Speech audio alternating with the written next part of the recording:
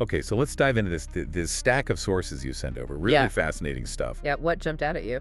Well, it's all about space tourism, right? Yes. But forget the usual stuff, the zero-G spas, fancy resorts. Right, the standard luxury packaging. Exactly. This is different. It mentions like dangerous detours, these quick luxury stops, but also something really unique, a travel companion. Ah, yes, that part. It paints a picture that's much more like a road trip, doesn't it? Yeah, a road trip through space. Yeah. But asteroid fields instead of like desert highways. Pretty much. And the journey we're unpacking here, it's specific. Small crew, old ship. Right, this Subi compact two-seater. Sounds like it's seen better days. Pre-collapse jump engineering, they call it. Yeah, you get the feeling it's really feeling the strain. And the crew. There's the narrator, someone called BK. And Katja. Okay, this is where it gets really interesting. The sources say Katja's a genetically modified spoodle. Enhanced senses. Enhanced olfactory sensors, yeah. But that's just the start. The sources, they drop a bombshell. Which is? Katja isn't physically real. Not like a dog you can actually pet. They're described as psychic resonators with advanced AI. Whoa, hang on. Psychic resonators. So they connect. How? Directly into human neural pathways, that's what the sources say. They intertwine, basically. Okay. Yeah. So they create feelings, like the feeling of comfort, warmth, touch, even love, but it's generated internally. Exactly. It's about combating loneliness, easing anxiety. An unseen imprint guiding the traveler's psyche, is how one source puts it, creates a personalized emotional landscape. Incredibly advanced. Profound, even. But then they also describe Katja with, like, physical features. Iridescent blue fur, metallic joints, LEDs. Yeah, that part's intriguing, isn't it? It suggests a sort of manifested presence. Yeah. Maybe self-awareness, high intelligence. Katja isn't just along for the ride. No, the sources are clear. Katja gathers data, helps with planning. Crucial to the mission. It's this amazing blend, cutting-edge AI, bioengineering, serving both emotional and practical needs out there in the black. Wild stuff. Okay, so the initial mission, before things got weird, Yeah. it's supposed to be simple, right? Relatively. A jump from Beagle's orbital dock, which sounds like a charming place. A pressure cooker, recycled air, and stale promises. Ah, yeah. From there to Outpost Orem. Just a waypoint, really, on the way to Ocean Station. Big water planet. And Outpost Orem itself sounds a bit mysterious. First, an oasis of functional grav plating, then later described as anchored to the Behemoth. The Behemoth. Largest solitary rock body in the Milky Way. Seriously. That's what the sources claim, yeah. Quite the address. No kidding. And they tacked for the long haul, too, right? Yeah. Cryo unit, protein paste. Yep, a brand new brass monkey cryo unit and emergency rations, sensible prep. So starting point, Beagle's Dock, first stop. The Rumour Mill Stopover station, about 98 cycles out. Right, and talk about contrast. From that pressure cooker dock to this place, described as a mid-orbit stop and revive sanctuary. Basically a super high-end resort meets wellness retreat, with nebula views. Exactly. Personalized environments, AI companions. Sources even mention cyborg spoodles here too. Ah, okay. Yeah. So Katja isn't entirely one of a kind in concept, maybe just in execution. Seems likely. The station itself sounds amazing. Retro-futuristic architecture, organic lines, aiming for a dreamlike haven. You could get quiet time or hit a lively bar. Rooms with mirror gateways showing memories. Zero-G meditation gardens, fancy dining. Yeah. The works. Definitely the peak of luxury space travel, and the price tag reflects that. Yeah, thousands, maybe tens of thousands of cycles for just a short stay. Crypto only, 5-star rated, book way ahead. But, and this is key, this crew, they didn't indulge. No, that's what struck me.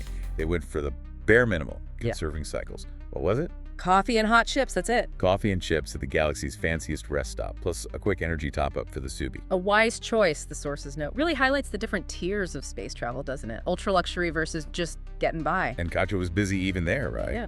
Oh, yeah. Sniffing out gossip, apparently. Able to quickly detect bullshit from good shit with those biosensors. Uh-huh.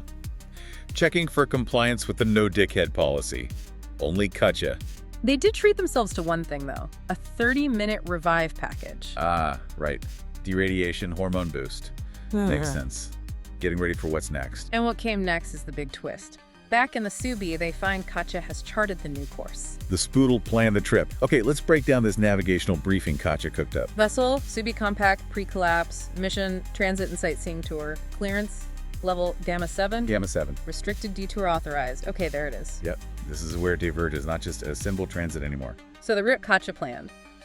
Rumour Mill Station, then primary trade lane, then the detour into the Necropolis corridor. Then a sightseeing stop at a place called Where All Machines Must Die. Seriously, okay.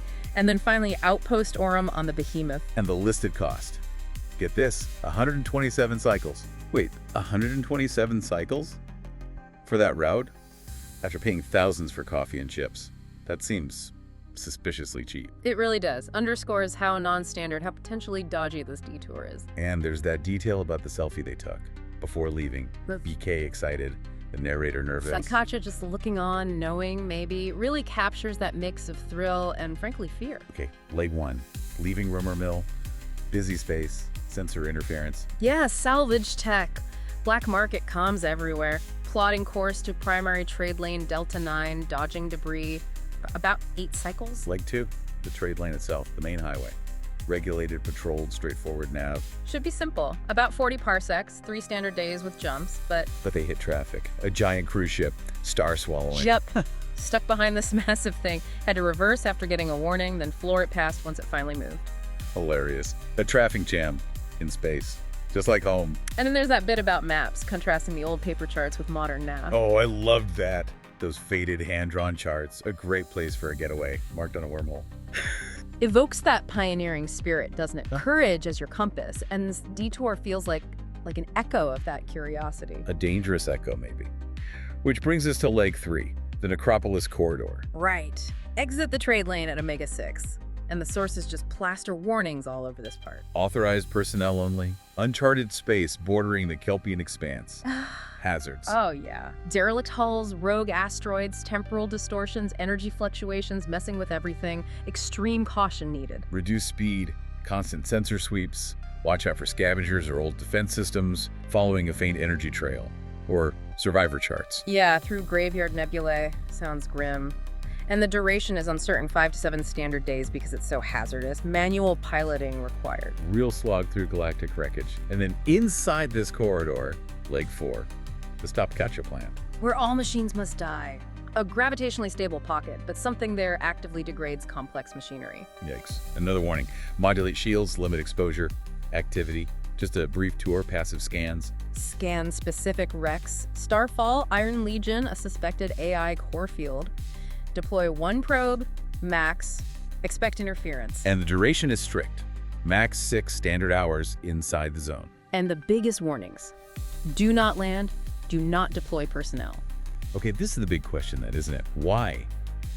Why route through all that danger to visit a place that actively breaks machines? What was Katja thinking? Exactly, it shifts everything. This isn't sightseeing anymore, it feels purposeful, maybe related to Katja's own nature. Has to be. Okay, so after that incredibly tense detour, leg 5, final approach to Outpost Orem. Things clear up after the corridor, thankfully, but still gotta watch for gravity wells from the Behemoth, which apparently just dominates the view. And Orem is a big mining facility in the asteroid's crust. Standard approach, but expect freighter traffic delays. Another touch of the mundane. The whole Katja charted trip, estimated 1921 standard days. Depends on how bad the Necropolis corridor gets. What an itinerary. So when they finally did arrive at Orem, the Subi was basically falling apart. Pretty much. Dashboard lit up like a Christmas tree, warning lights everywhere, turn-off felt glitchy, emergency lights flickering. Plus that rumor about the station being infested with something unspeakable. Nice welcome. Talk about contrasts again. Luxury resort to maybe infested mining outposts, so they skipped the historical tour, right? Too busy. Yeah, time-poor mission. Yeah. Instead, they focused on Katja, found the pet-friendly section, the canine quarters. Which the sources say are rare and valuable for companions like Katja, shows how important these beings are becoming. And Katja immediately started scanning again, checking nearby units, sniffing out. More gossip. Still sorting the bullshit from good shit. Ever vigilant. Their evening sounds pretty basic after all that. Habitat unit, Loxa rations, skip the synth meat. Probably wise. BK hooked the Subi up to the power grid. Grateful the old ship just needed a recharge, same as them. But even docked, things weren't entirely safe, were they? That overnight incident. Yeah, sirens, shouting, engine roar, saw a private shuttle taking off fast, opportunistic pirates out for a joyride. Jeez. A reminder that even at these outposts, you're still in the Wild West, kind of. Glad the Subi was too clunky to steal easily. Exactly. Its sturdy, sluggish persona was actually a benefit there. The next morning sounds calmer, though. Golden light, taking Katja for a walk, seeing the station's rugged beauty. And then they found it. The sunrise tree. Yeah, tell me about that. Solitary tree, shimmering golden branches, extraordinary beauty amidst desolation. The sources mention the local beliefs about it, that it guides travelers through their hearts, not maps, whispers secrets. A beacon, or maybe even a living thing tied into space-time, a spiritual guide. Yeah, reminding you the journey is internal too, standing under it. The sources say it felt like the universe pointing the way forward, a moment of peace. After the Necropolis corridor and where all machines must die, they probably needed that. Unexpected grace, found because they took the detour. Definitely. And leaving the tree, they apparently laughed about their simple rations, the unpredictability of it all. Fired up the Subi for the next jump. Orm was just one step. So wrapping this up, what your sources show is a really multifaceted view of space tourism, isn't it? Totally. It's not just one thing. You've got extreme luxury cheek by jowl with battered old ships, established routes next to incredibly dangerous restricted zones. And right at the center of this particular story is Katja, this bioengineered AI psychic spoodle, not just accompanying, but actively charting the course. Yeah, it makes the journey intensely personal, doesn't it? Your well-being, your emotional state, even the choices of your non-human companion. They're as important as the ship's systems. Exactly. The journey wasn't really about getting from Beagles to Aurum. It was about the Rumour mill stop, the traffic jam, the detour, the creepy machine graveyard, the sunrise tree. All orchestrated, or at least significantly influenced by Katja. Which leaves us with a pretty big final thought, right? I think so. If a being like Katja, part AI, part psychic entity, plans a route that deliberately includes places like the Necropolis corridor and where all machines must die, what does that tell you? What does it say about curiosity in this universe? About discovery?